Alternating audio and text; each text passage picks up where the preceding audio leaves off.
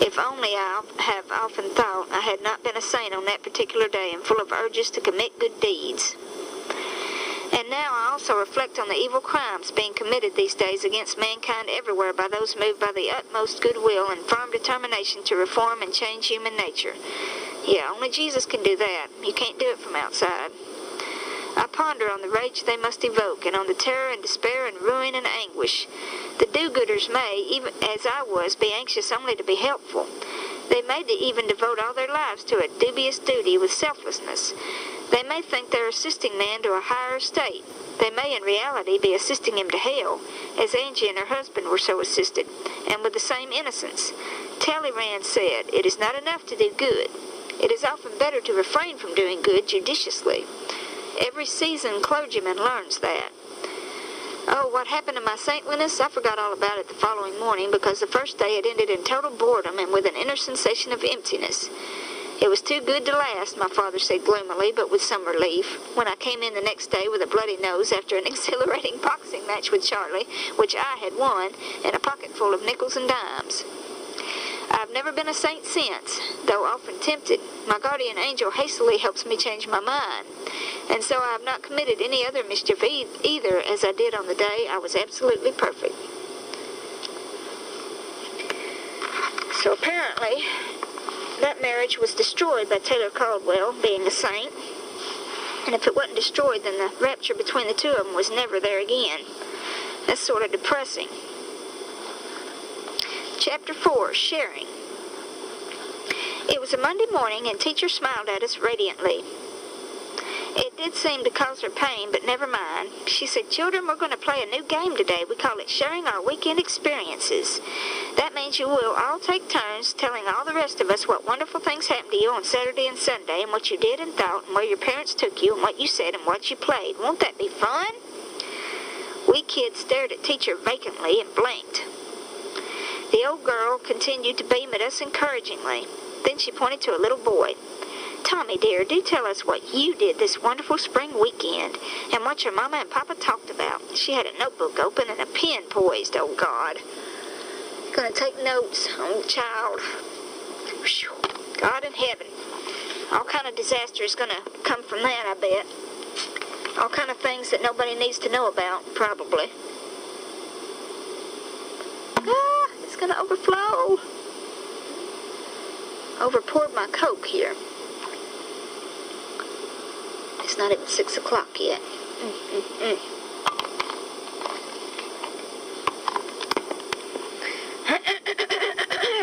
Continuing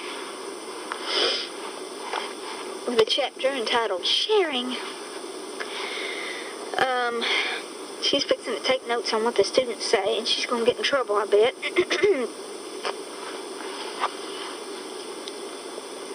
Tommy rose sluggishly and blinked.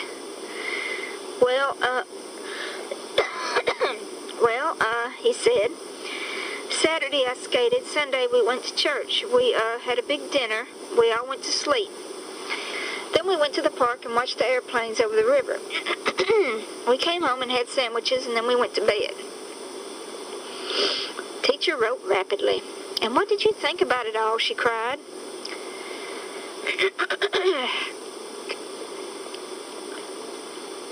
Tommy considered. Oh, Lord, she's going to try and be a psychiatrist. I can already tell. She's going to send all kind of counseling his way, I bet. "What did you think about it all?" Tommy considered. "I wish school was out. I wished it was summer so I wouldn't have to go to school no more." Teacher's pen flew. Her face became serious.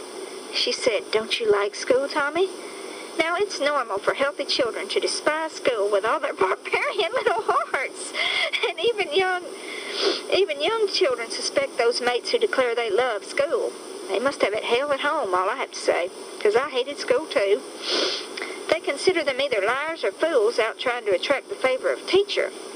They're quite right, of course, and a thorough dislike for school was once accepted as quite natural among teachers who probably hated it too.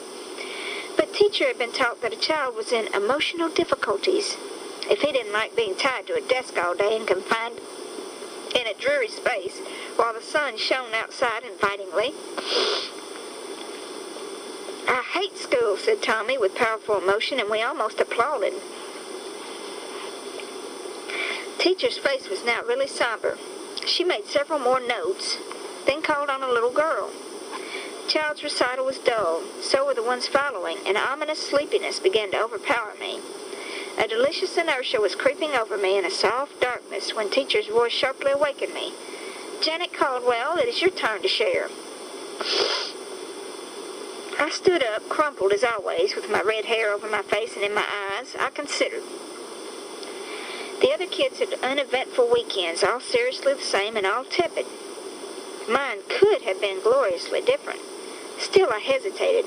The British indoctrination of reticence had been pounded well into me at home and in British schools. Teacher fixed me with her hypnotic eye. Well? Teacher, you are fixing to get yourself in so much trouble. It is not even going to be worth talking about. You may as well just give it up. You are not a psychiatrist, madam, and you never were intended to be, so quit trying to play the role. Taking notes on the children. I wonder what journal that teacher had read that particular week. Maybe she read some journal at Sunday afternoon or something. She decided she's going to try and be a psychiatrist with the young children. I'm getting a piece of Tootsie Roll in case you want to know. I hope she gave it up, all I have to say. "Well," she said with impatience, "surely something happened at home, Janet, over the weekend that you could share with us." Kids, as a rule, have a pathetic belief in the omniscience of adults. Yeah, I know I always did. And it didn't happen until much later that I realized they don't know what in the hell they're doing. I hadn't as yet discarded that belief, though it had begun to waver alarmingly when I was 3. So I considered that if Teacher wanted to know my experiences when it was quite all right to crank up a really good one for her, or then it was quite all right to crank up a really good one for her. Hadn't I been taught that one was to obey one's superiors? In the 2 weeks I had been in that school, I had already acquired a little notoriety among my innocent playmates, so that the half-dozen class came to attention and stared at me. What's she gonna say? She's always got something going on. This was both flattering and unnerving, but children love an audience. I brought the weekend experience into my inner eye and suddenly found it quite exciting, far different from the memoirs of my fellow sufferers. Oh, God, she's going to start talking about abuse, and oh, Lord, she's going to get a thrashing like she ain't never had, I bet.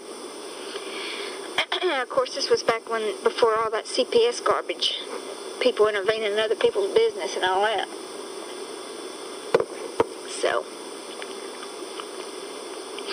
on Saturday afternoon, I said, Mama almost brained Papa with a frying pan, and then she threw a knife at him, and then he went out to the saloon and got drunk and didn't come home till Sunday morning.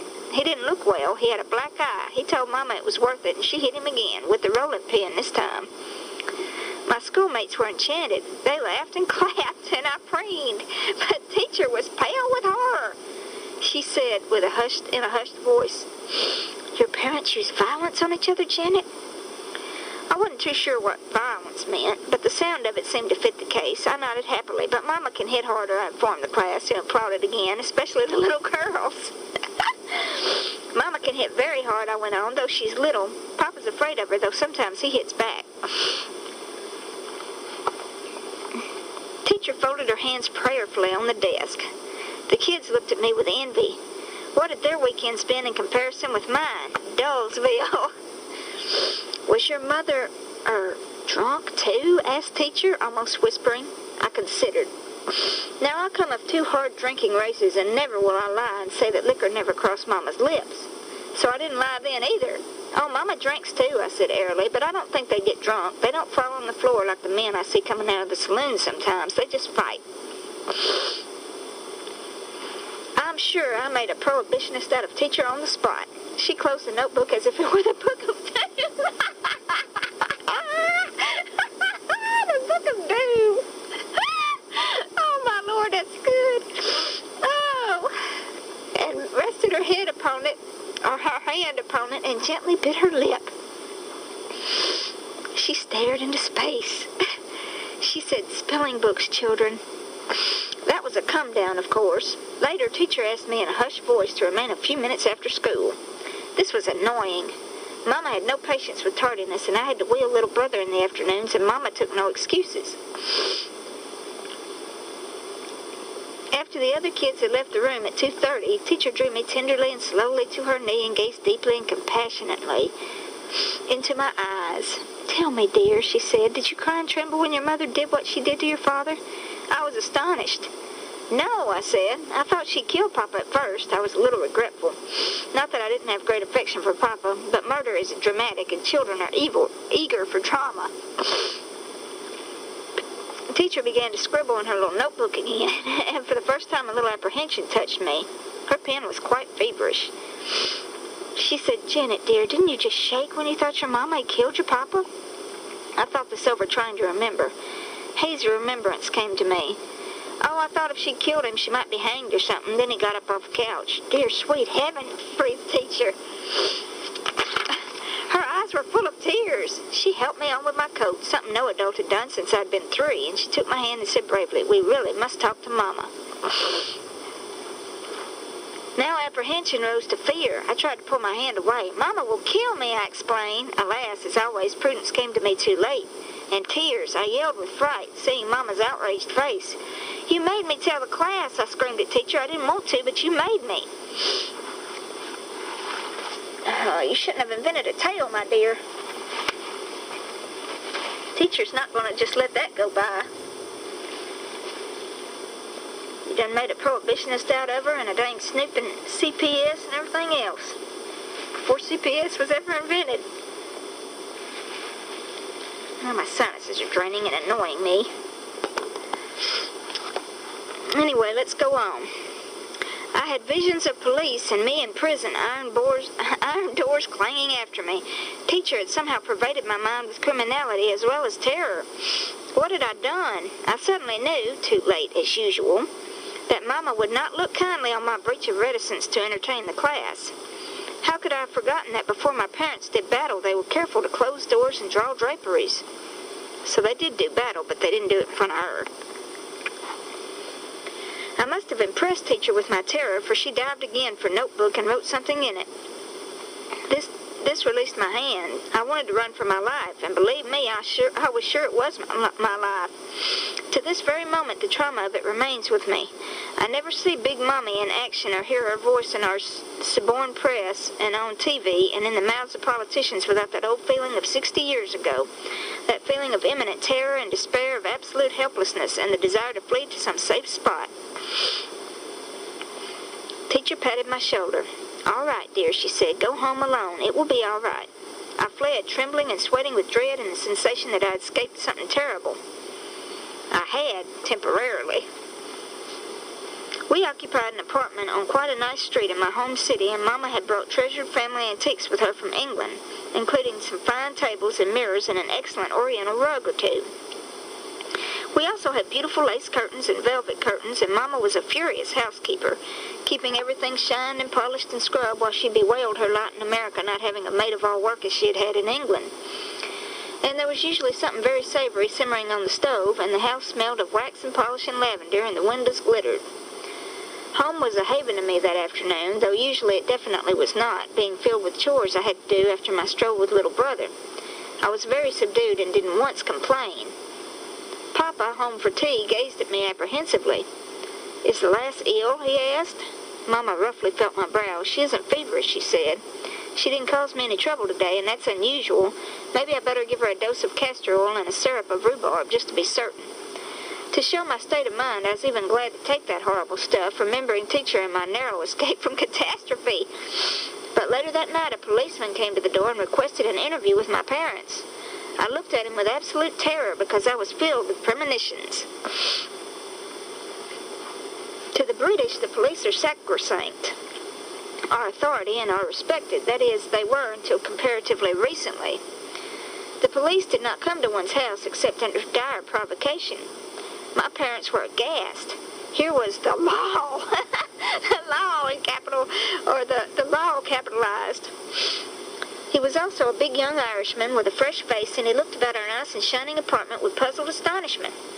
I know now that he had expected a filthy slum and broken cartons and dirt and drunkenness and possibly blood on the floor.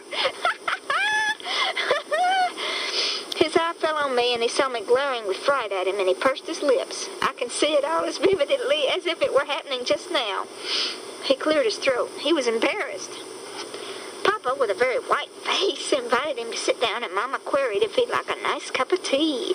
Kind of like the March Hare in Alice in Wonderland when they're both scared she's gone mad. How about a nice cup of tea? Her little hands were trembling. The young policeman, recognizing an Irishman when he saw one,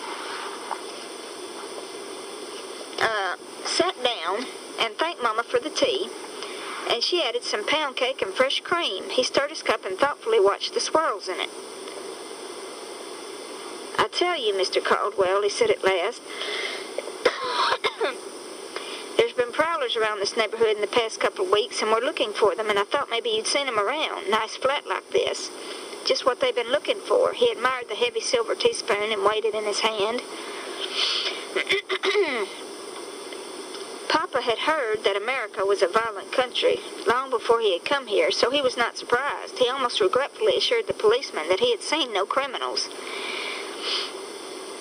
And a lot of drunkenness gets reported to us, said the young man. Mean neighbors, I'll be thinking. A body can't take a drop anymore without some nosy Parker calling the police. Papa caught the drift at once, and so did Mama. But thank God they didn't connect it with me. They were indignant and nodded their heads. Mind my words, said Papa darkly. They'll be stopping us from having a drop of the creature one of these days. Will you have a drop? The young policeman did. See, he probably couldn't do that now. When he rose to go, he considered me. Nice little girl you have here, Mr. Caldwell, he said in a voice which denied the words, and his look at me was stern. I was rescued. Oh, Lord. She'd have been beaten within an inch of her life, I bet, if she'd have been found out. Whew.